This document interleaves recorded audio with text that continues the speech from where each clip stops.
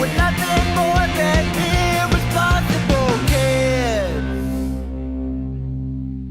Hi everyone, my name is Tim. I'm in a band called Timisarocker. We are pop, that's punk, but not pop punk. And welcome back to the YouTube series where I talk about albums as they come out in 2017.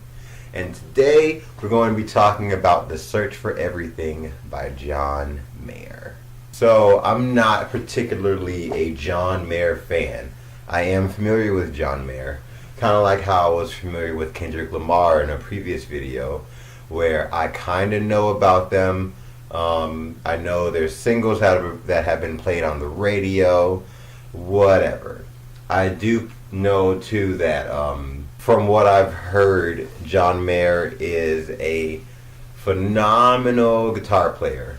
I also knew or heard that he had some vocal problems before in the past, and they have since then been fixed. So when I found out he released a new album this year, and especially since I've started reviewing new albums of 2017, I was kind of like excited to listen to an entire John Mayer album, because I have not done that ever. It's interesting to know the artist behind the single that you know, as opposed to the artist as a whole. So let's just jump right into this. So the first song is called Still Feel Like Your Man, and you all know how I am with song number one. This one was awesome.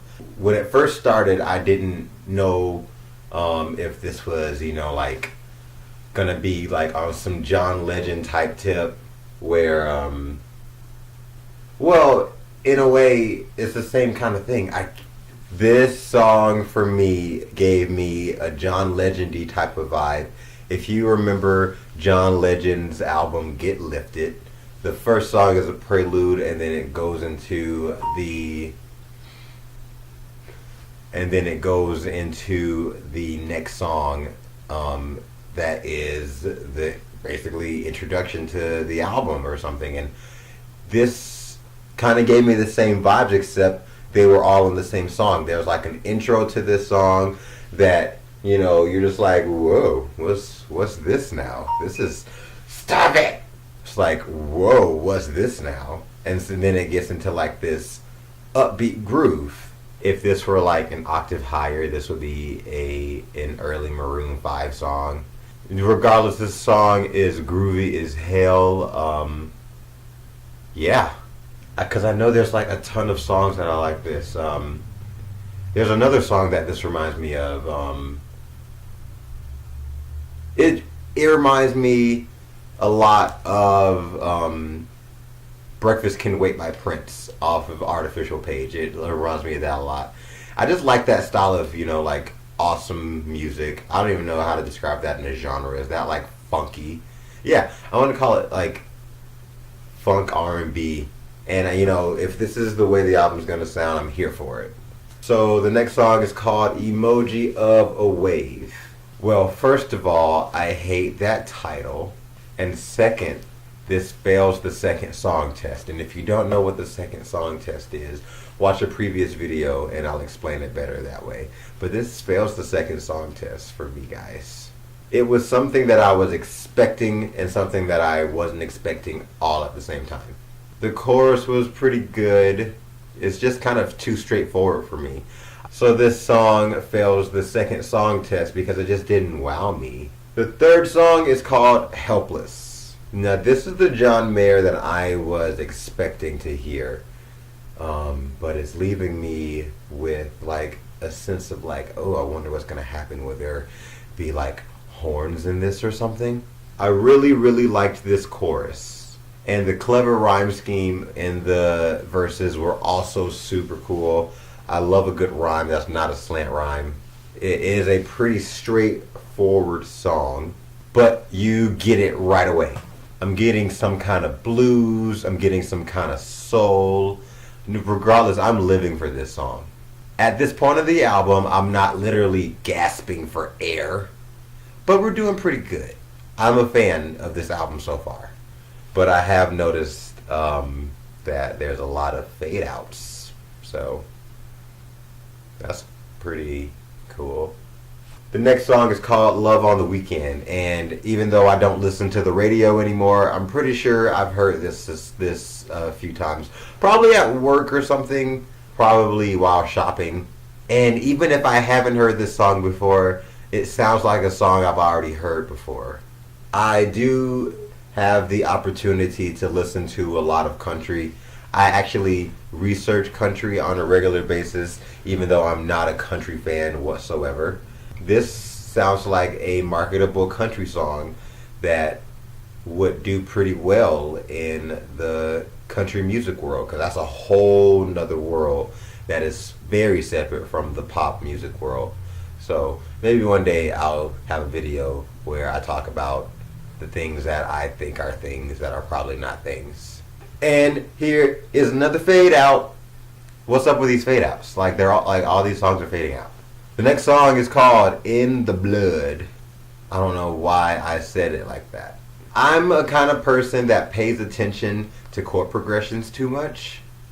And this one was a fantastic chord progression. I'm getting more of a Helpless vibe. His previous song called Helpless Vibe, with a different vibe for this. I'm really bad at explaining things. This is terrible. I guess the only distinction between In the Blood and Helpless is that this one is more acoustic-y. But now I'm actually like getting bored. So yeah. Next song is called Changing. And when the song first started, I was like, oh, is he about to reel me back in? I guess he wasn't trying to, because after a minute of just like block chords, getting into the song a little bit more, we're tinkling the ivories a little bit, and we're playing our instruments besides, just standard bullshit. Just kidding, let's go right back to the way we were playing before, with just a little bit more support. This is, I said this about Colony House.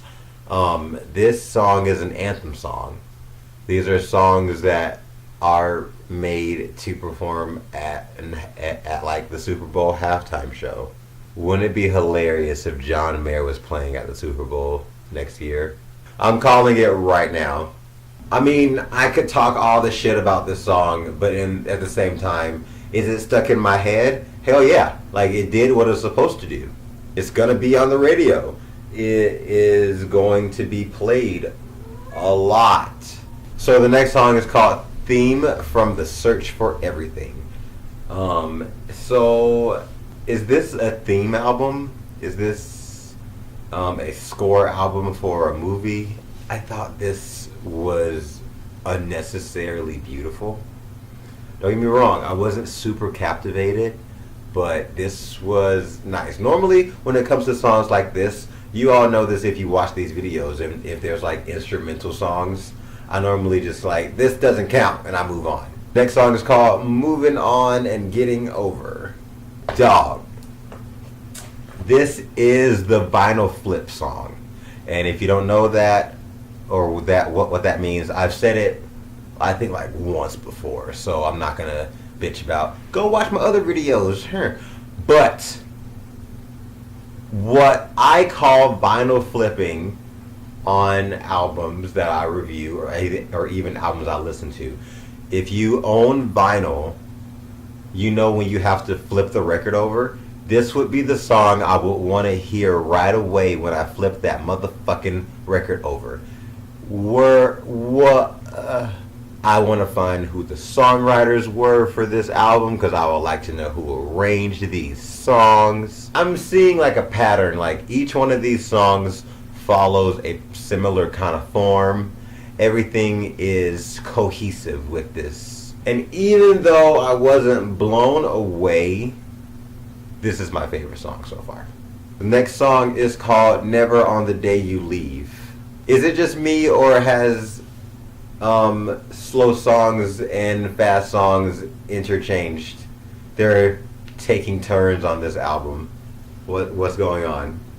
I prefer this over Emoji of a Wave, if we're talking about slow songs. The lyrical content wasn't as strong as Emoji of a Wave, but the song as it embodies an emotion is so much better. And this one didn't fade out.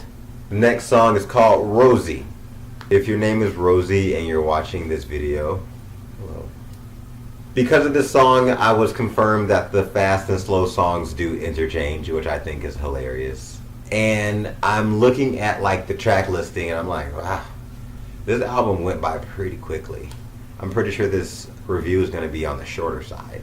And we're very close to the end right now, so I guess I don't hate this. I can't call it a filler song because it's just as cohesive as the other songs on the album. But it does stand out from the rest of the album. Not in a bad way, not in a good way. It's still pretty cohesive, but this one is a little bit more special. The next song is called Roll It On Home. So does John Mayer dabble in like country blues? This was my least favorite song on the record, on the album. Is this the worst song on the album?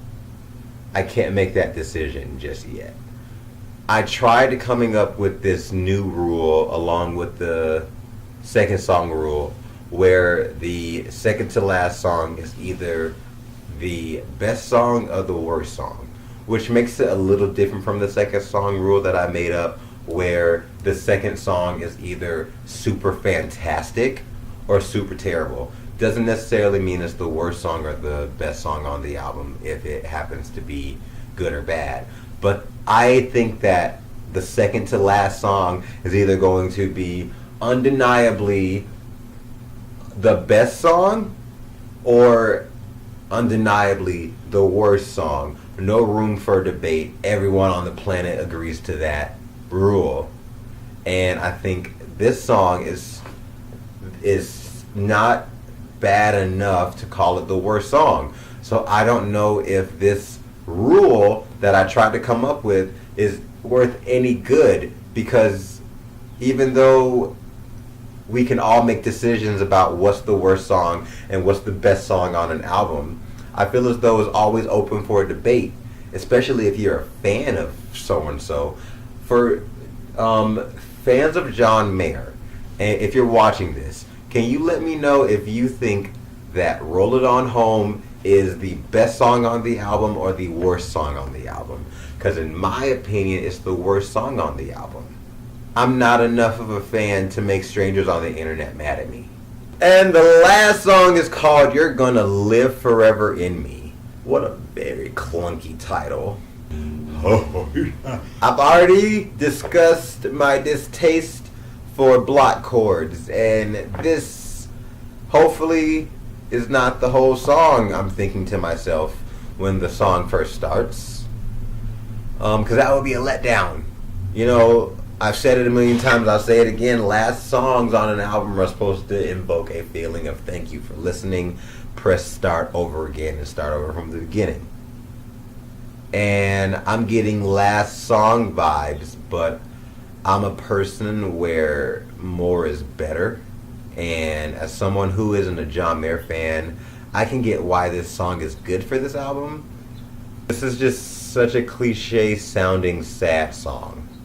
I can totally see him at a grand piano on stage singing this to a crowd, and you don't even land on the one when you end. Like, well, I mean, I don't think I made up a rule for last songs, but you know, you always want to have a thank you for listening kind of feeling for the last song, and this one just didn't do that for me. But as a whole, I feel like the album is fantastic, and if you haven't heard it, I would definitely recommend listening to it.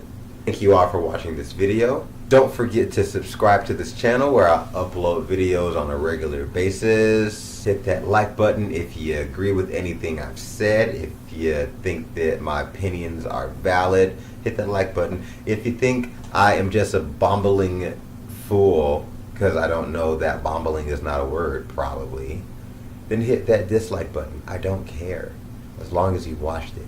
Share this video with your John Mayer friends. comment below and tell me your opinions. Tell me if you think so-and-so song is the worst song and so-and-so said this. Basically, just tell me your comments down in the comment section below. That's what they're there for. You can follow me on Twitter, Facebook, Instagram, and Tumblr at Obeysvetka. And you can follow my band, Timisarocker, on Facebook, Twitter, and Instagram at Timisarocker. My name is Tim. I'm in a band called Timisarocker. We are pop that's punk but not pop punk. Goodbye, cruel world. Until next time. With nothing more than